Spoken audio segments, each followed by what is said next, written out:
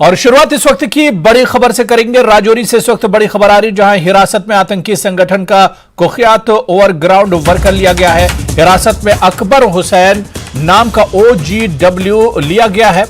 कोटरंका तहसील का रहने वाला है अकबर। सार्वजनिक सुरक्षा अधिनियम के तहत कार्रवाई की गई है। जिला मजिस्ट्रेट राजौरी के आदेश पर यह कार्रवाई हुई है। गैर कानूनी गतिविधि में शामिल लोगों पर कार्रवाई होगी, SSP राजौरी का बयान है। तो राजौरी से बड़ी खबर आपको बता दें कि हिरासत में आतंकी संगठन का कुख्यात ओवरग्राउंड वर्कर लिया गया है। हिरासत में अकबर हुसैन नाम का OGW है। कोटरंका तहसील का रहने वाला है अकबर।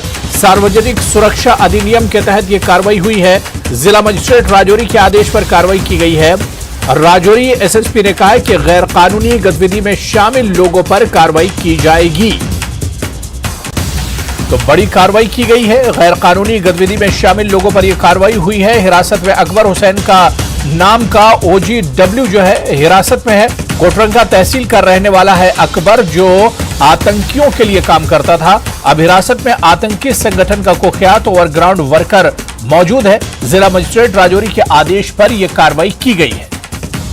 तो PSA के तहत यह पूरी कार्रवाई हुई है। जिला मजिस्ट्रेट राजौरी के आदेश पर यह कार्रवाई की गई है और एक OGW को गिरफ्तार किया गया, जिसकी पहचान अकबर हुसैन के तौर पर हुई है।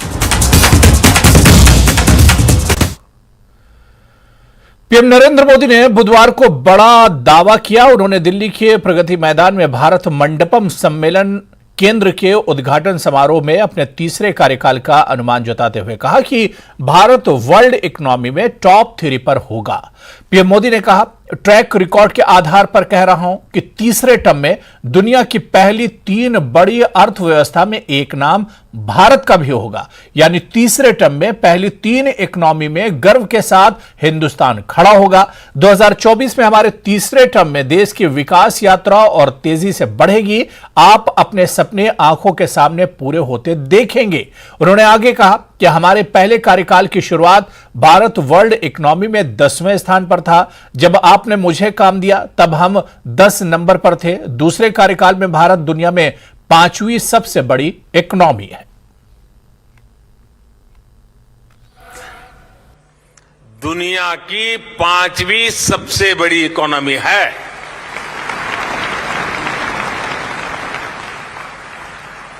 और ये ट्रैक रिकॉर्ड के आधार पर, बातों बातों में नहीं, ट्रैक रिकॉर्ड के आधार पर मैं कह रहा हूं। मैं देश को यह भी विश्वास दिलाऊंगा कि तीसरे टर्म में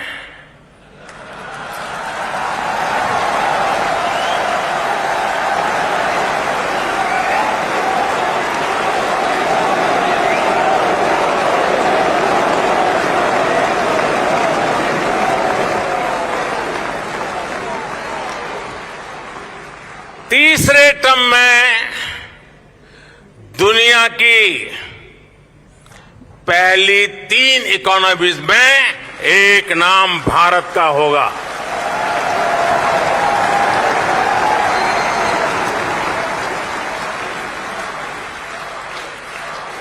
यानी तीसरे टर्म में पहली 3 इकोनॉमी में गर्व के साथ हिंदुस्तान खड़ा होगा। दोस्तों,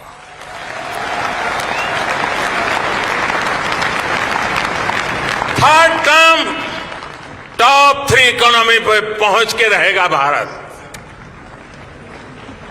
और ये मोदी की गारंटी है।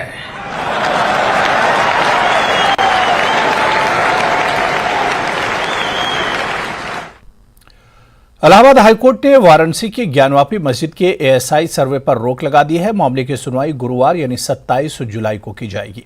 इस दौरान सर्वे कराने पर अंतिम फैसला लिया जाएगा। दरअसल मुस्लिम पक्ष के वकील ने कोर्ट से कहा था कि उन्हें 2 दिन का समय दिया जाए। इस पर चीफ जस्टिस ने कहा कि 1 दिन का समय देने का फैसला किया। अब इस मामले की सुनवाई कल दोपहर 3:30 बजे होगी। मुस्लिम पक्ष के वकील नकवी ने सुनवाई के दौरान कहा कि ये संरक्षित स्थल नहीं है जिस पर एएसआई का दावा है कि केंद्र सरकार की मंजूरी पर एएसआई एक्ट के मुताबिक सर्वे कर सकता है। सब कुछ होने के बावजूद कानूनी सवाल अभी भी खड़ा है कि एएसआई को कोर्ट की कार्यवाही में पार्टी नहीं बनाया गया। इस पर कोर्ट ने कहा कि अगर राज्य या एएसआई द्वारा कुछ भी गलत किया जाता है तो कोर्ट उन्हें हमेशा रोक सकता है। नकवी ये कोई संरक्षित साइट नहीं है।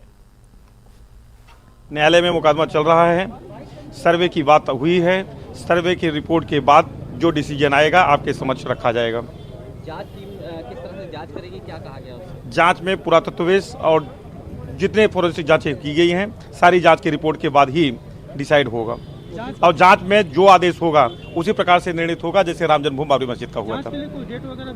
31 जुलाई तक के लिए रिपोर्ट के लिए कहा गया है कि 31 जुलाई तक सौंप दें। कांग्रेस के एमपी गौरव गोगोई ने बुधवार को केंद्र की मोदी सरकार के खिलाफ अविश्वास प्रस्ताव का नोटिस लोकसभा अध्यक्ष ओम बिरला को दिया। इसे लोकसभा स्पीकर ने मंजूर कर लिया। दरअसल मणिपुर में भड़की जातीय हिंसा के मुद्दे पर विपक्ष लगातार पीएम नरेंद्र मोदी के संसद में बयान की मांग कर रहा है। नियमानुसार माना जा रहा है कि अगले हफ्ते संसद में अविश्वास प्रस्ताव पर चर्चा की जा सकती है। मानसून सत्र की शुरुआत होने के साथ ही संसद के दोनों सदनों में विपक्ष के हंगामे के चलते कार्यवाही बाधित रही है। हम चर्चा करने के लिए तैयार थे मगर कोई विपक्ष पार्टी चर्चा के लिए तैयार नहीं है, इसलिए फाइनली दे केम फॉरवर्ड जो नो कॉन्फिडेंस मोशन लगाने के लिए आए हैं। हम कोई डरने वाले नहीं हैं, हम हर विषय पर जवाब देने के लिए तैयार है। हम कोई भागने वाला पार्टी नहीं है।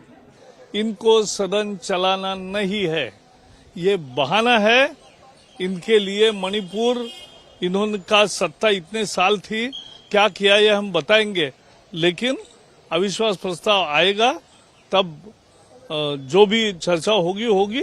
सदन चर्चा के लिए है, लेकिन ये चर्चा नहीं करना चाहते, लोकतंत्र के विरोधी है ये। गृह मंत्री खड़े होते हैं, मणिपुर पे चर्चा करना चाहते हैं, बैठो चर्चा हो, वो चर्चा ही करने से भाग जाते हैं।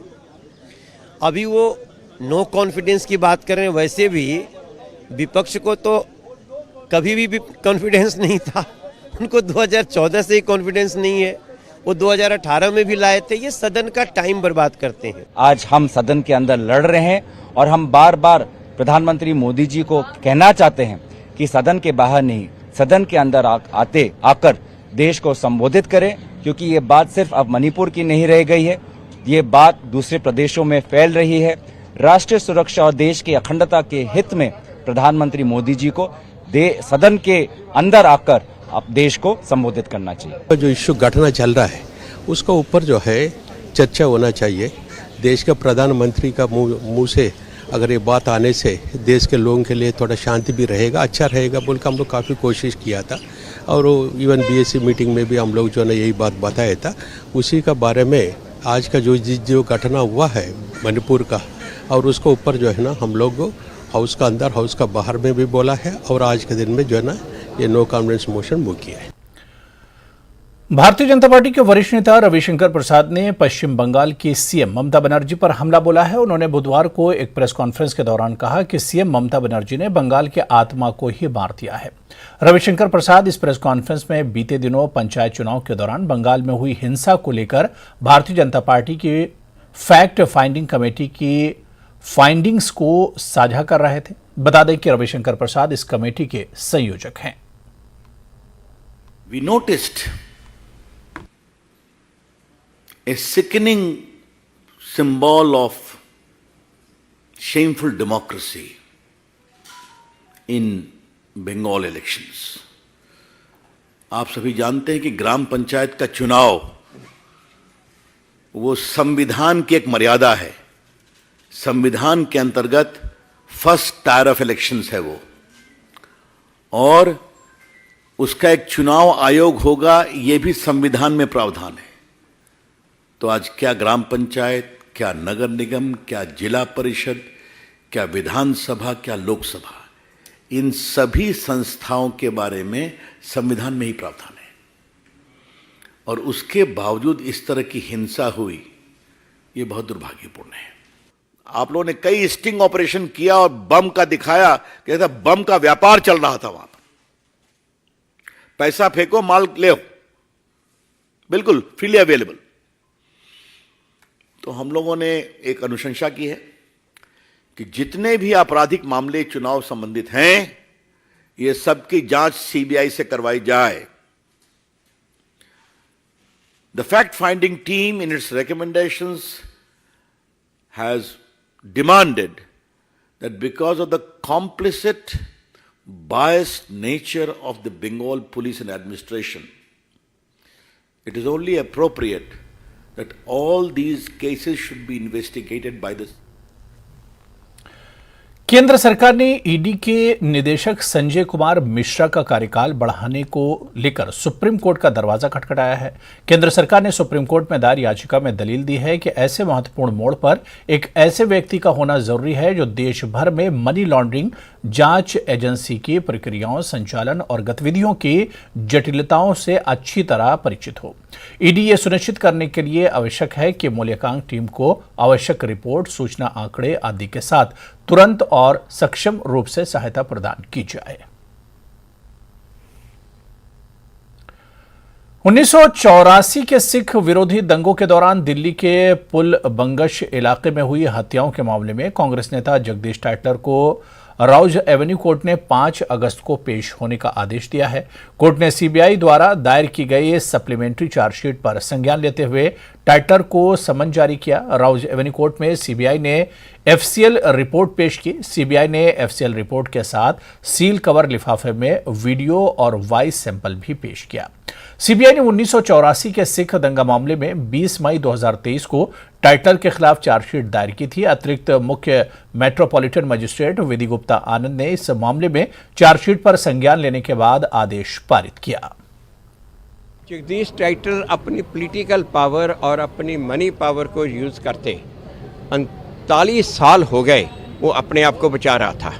ये ओपन डे लाइट में सबके देखा है कि 1 नवंबर को जगदीश टाइटलर ने मॉब्स को लीड किया है। और ये जो इंसिडेंट है गुरुद्वारा रकाबगंज पे, जहाँ पे 3 सिखों को मारा गया और गुरुद्वारा साहब को आग लगाई गई, जगदीश टाइटलर इस मॉब को लीड कर रहा था।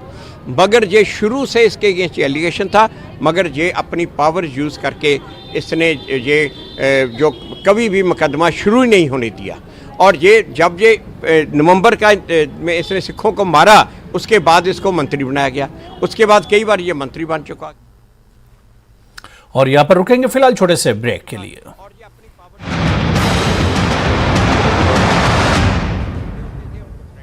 7+ crore viewers in बिना बताए हड़ताल पर जाने को ठहराया गलत।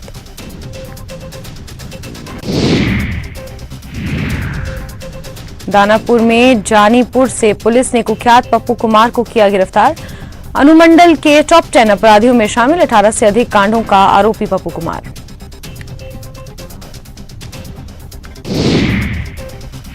बेगूसराय के बछवाड़ा थाना इलाके में एक व्यक्ति की मौत, रानी गांव में सड़क हादसे में गई जान।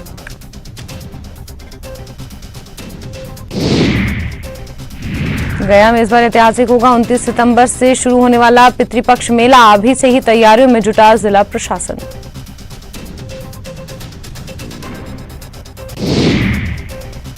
खूंटी में बेकाबू हाईवा ट्रक ने ऑटो को रौंदा, हादसे में 4 यात्रियों की दर्दनाक मौत।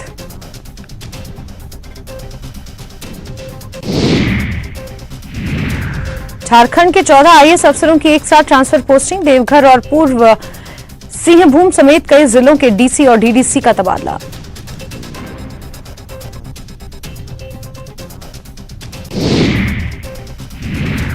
झारखंड कैबिनेट ने 5 बीजेपी नेताओं पर पी दर्ज करने को दी हरी झंडी, कैबिनेट के फैसले पर गरमाई राजनीति।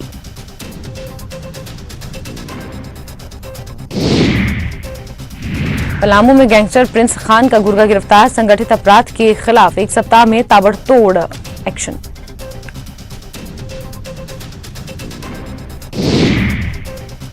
रांची के रिम्स में 1 सप्ताह से ठप है 3 बैच के छात्रों की पढ़ाई, विवाद का खामियाजा भुगत रहे 920 मेडिकल छात्र।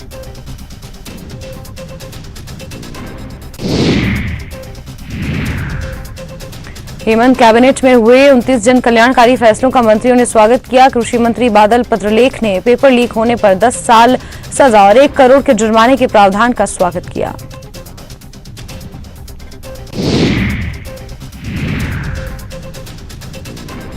प्रिंस खान का शातिब गुर्गा गिरफ्तार, अपराधी अफजल अंसारी गिरफ्तार। एटीएस ने अफजल अंसारी को दबोचा। तोपचांची में बमबारी करने का आरोप, गोविंदपुर में गोलीबारी करने का आरोप।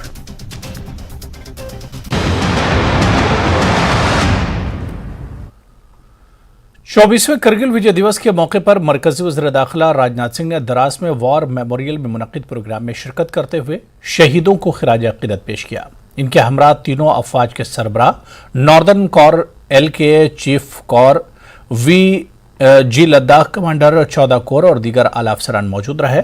तकरीब में साबिक chief of army general PV Malik मौजूद रहे, चीफ ऑफ आर्मी स्टाफ मौजूद रहे, जिन्होंने न्यूज़ 18 जम्मू कश्मीर लद्दाख से बात की और अपने ख्यालात का इजहार किया।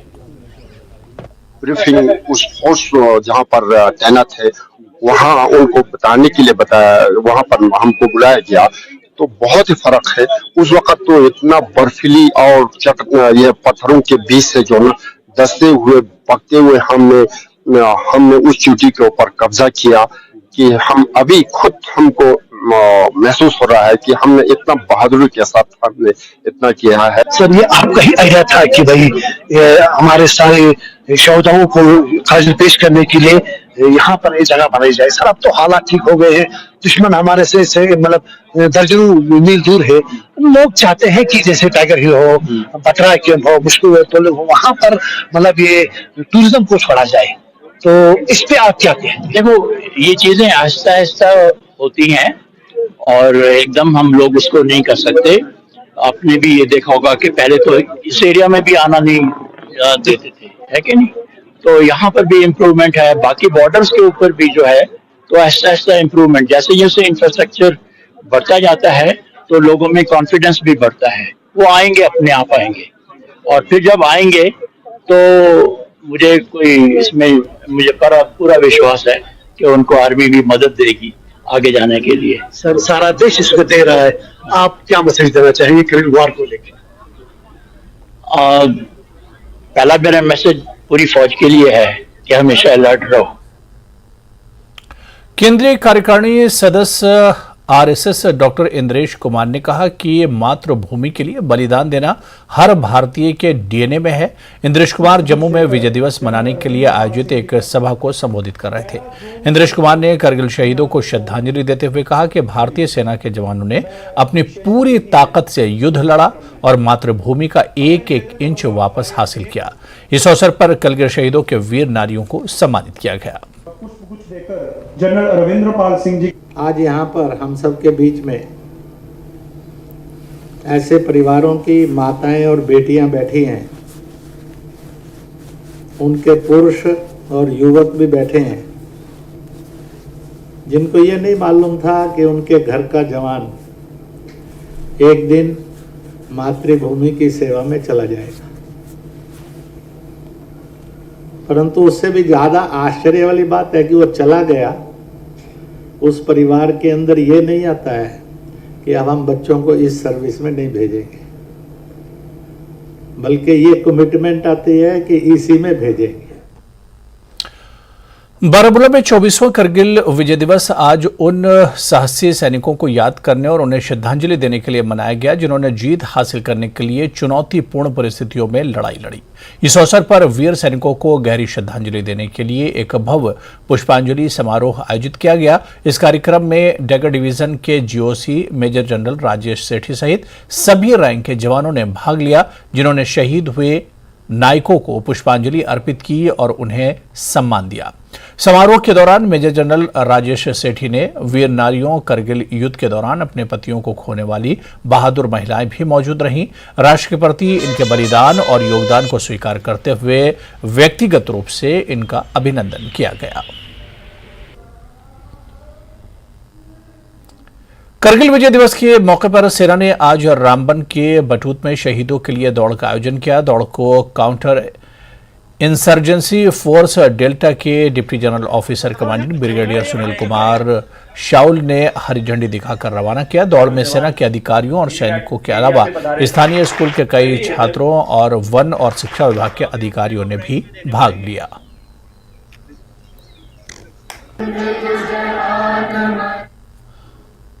करगिल विजय दिवस के मौके पर आज अरनिया में करगिल युद्ध के दौरान शहीद हुए रमन कुमार को श्रद्धांजलि दी गई। रमन कुमार करगिल युद्ध के दौरान शहीद हुए थे। म्युनिसिपल कमेटी अरनिया के chairperson Ramesh Saini, vice chairman Shyamlal समेत कई लोगों ने उनके स्मारक पर पहुंचकर उन्हें श्रद्धांजलि अर्पित की। उन्होंने देश के लिए अपनी जानें कुर्बान की। उनमें से आज हमारे इस अरनिया के सपूत, महान सपूत श्री रमन कुमार जी, जिन्होंने हंसते हंसते अपने देश के लिए प्राण दिए, आज उनको जहां पर सच्ची श्रद्धांजलि देने के लिए हमारे लोग, हमारे वार्ड मेंबर, हमारे वाइस चेयरमैन और पुलिस के जवान और फॉरेस्ट, सोशल फॉरेस्ट के अफसर, जिन्होंने मिलकर सभी ने जहां पर श्रद्धांजलि दी है। पुंछ जिले में भारत पाकिस्तान नियंत्रण रेखा पर स्थित गांव जलास के ग्रामीणों ने गांव के लाल हवलदार जुगल किशोर को 24वें बलिदान दिवस पर याद करते हुए श्रद्धांजलि दी। जुगल किशोर ने करगिल युद्ध में देश के लिए प्राणों की आहुति दी, जिसके उपरांत आज पहली बार गांव वालों की तरफ से गांव में मुख्य चौराहे पर श्रद्धांजलि कार्यक्रम का आयोजन किया गया, जिसमें बड़ी संख्या में गांव वाले, स्कूली बच्चे और उनके परिजनों ने भी हिस्सा लिया।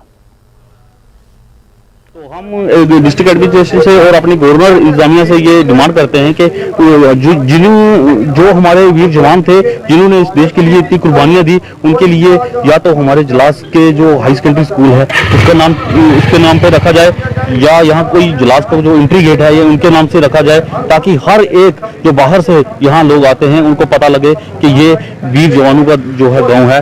पहल की है कि हम हर वर्ष जो है, ये पूरे देश में तो ये कार्यक्रम बनाया जाता है, लेकिन हम जो है हमने पहल किया कि जलास के अंदर भी इस कार्यक्रम को हम हर साल सेलिब्रेट करें। और एडमिनिस्ट्रेशन से आज आपके माध्यम से ये अपील की है कि हमें यहाँ शहीद जुगल किशोर शर्मा जी के नाम का कोई शहीदी स्थल, कोई एंट्री गेट या कोई ऐसी चीज बनाई दी जाए जिसमें जो है हर साल हम 26 जुलाई को सारे गाँव वाले मिलकर जो है कार्यक्रम करें। इंडिया से अनुरोध करता हूँ कि अरनिया के अदलहर गांव में आज बीडीसी चेयरमैन कुलदीप राज ने लेड्रेन का काम शुरू करवाया। लोगों के लंबे समय से मांग थी कि गली और नाली की हालत काफी खस्ता है, इसी को देखते हुए आज बीडीसी चेयरमैन कुलदीप राज, डीडीसी मेंबर सुरेखा भगत ने रिबन काटकर यह काम शुरू करवाया। आज हमने एक लेन ड्रेन का काम शुरू करवाया है करियाल खुर्द पंचायत में, जिसकी लागत लगभग 3 लाख रुपए है। और ये काम बहुत ज़रूरी था, क्योंकि ये हमारी गली टूटी हुई थी। हमारे प्रधानमंत्री जी का, जिन्होंने डोडा के उपायुक्त को विशेष महाजन के मार्गदर्शन में मोटर वाहन विभाग ने एसडीआरएफ टीम के सहयोग से डाक बंगला ठाठरी में एक अत्याधुनिक लाभकारी जागरूकता शिविर का आयोजन किया। इस शिविर का प्राथमिक फोकस लापरवाही और अन्य कारणों के कारण जिले में होने वाली दुर्घटनाओं के खतरनाक दर को संबोधित करना था। एआरटीओ डोडा राजेश गुप्ता, कार्यक्रम का उद्देश्य ड्राइवरों और क्लीनरों को विशेष प्रशिक्षण प्रदान करना, इन्हें वाहन चलाते समय, दुर्घटना के समय यात्रियों और समय दोनों की सुरक्षा के लिए आवश्यक प्राथमिक चिकित्सा प्रक्रियाओं से लैस करना है। एक्सीडेंट होता है, कोई भी इंसिडेंस होता है, हम जाते हैं, लेकिन वही आनंद फानंद में शिफ्टिंग की ही बात होती है। तो आज हमको बेसिक चीज़ ये पता चली कि एकदम शिफ्ट नहीं करना है। पहले इसको लगी होगी, इंजर्ड जो होगा उसको पहले चेक करना है, उसको भरोसा देना है कि भाई आपको कुछ नहीं हुआ है, चाहे उसको कितनी ही इंजरी हो, फिर उसको कैसे पिक करना है। देश भर में मानसून अपने पूरे शबाब पर नजर आ रहा है। दक्षिण से लेकर पश्चिम और पश्चिम से लेकर उत्तर तक हर तरफ से जोरदार बारिश की खबरें सामने आ रही हैं। महाराष्ट्र पानी पानी है तो गुजरात में बीते दिनों भारी बारिश से मची तबाही की तस्वीरें भी पुरानी नहीं हुई। उधर तेलंगाना में भी बारिश कहर बरपा रहा है, तो छत्तीसगढ़ और मध्य प्रदेश में भी बारिश के मौसम में कई जगह नदी नाले उफान पर आ चुके हैं, जिसके चलते आम लोग और खास परेशान हैं। आइए आपको दिखाते हैं खास तस्वीरें और मुझे दीजिए इजाजत। नमस्कार। दो पंपू लेकर, दो पंपू मॉनसून इस बार काफी मेहरबान नजर आ रहा है। हर तरफ बारिश से हाहाकार मचा हुआ है। पहले पहाड़ों पर भारी बारिश ने काफी नुकसान किया और सुर्खियां बटोरी, तो वहीं अब गुजरात, महाराष्ट्र, मध्य प्रदेश, छत्तीसगढ़, तेलंगाना समेत दिल्ली में भारी बारिश ने तबाही मचाई है। मुंबई से आई कुछ तस्वीरें जरा देखिए। ये तस्वीरें हैं मुंबई के अंधेरी इलाके की, जहां मुंबई में तेज बारिश के चलते सबवे में पानी भर गया, जिसके बाद हालात ये बन गए हैं कि बीएमसी और पुलिस को इस सबवे के रास्ते को बंद करना पड़ा।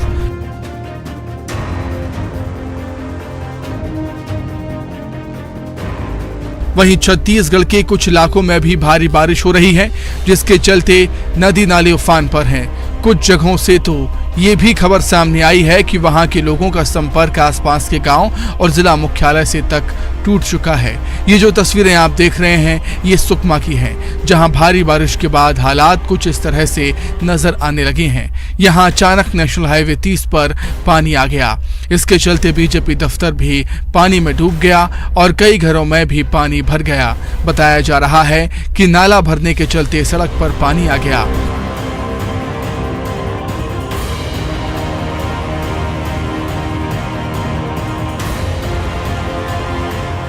छत्तीसगढ़ में भले ही बारिश का दौर कुछ वक्त के लिए थमा जरूर है, लेकिन अब बाढ़ ने हालात बिगाड़ने का काम शुरू कर दिया है। बीजापुर जिले के भोपालपट्टनम नगर पंचायत के रालापल्ली इलाके के कई इलाकों में बाढ़ का पानी घुस गया। आधी रात से बारिश होने के चलते रालापल्ली नाला उफान पर आ गया, जिसके चलते नगरवासी परेशान होते हुए नजर आए।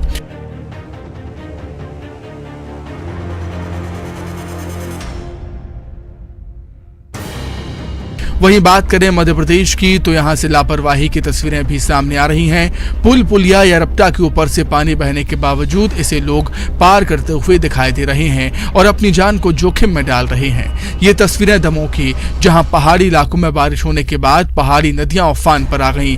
ऐसा ही कुछ सुनार नदी में भी हुआ, जिसके बाद दमोह पथरिया मुख्य मार्ग के पुल पर से पानी गुजरने लगा, लेकिन इसके बावजूद लोगों ने लापरवाही दिखाई। 2 पहिया और 4 पहिया वाहन इस पुल से गुजरते रहे, जबकि ऐसे मामलों में जरा सी चूक भी जान पर भारी पड़ जाती है, लेकिन फिर भी लोगों ने लापरवाही दिखाई। Bureau report, news 18, Madhya Pradesh, Chhattisgarh.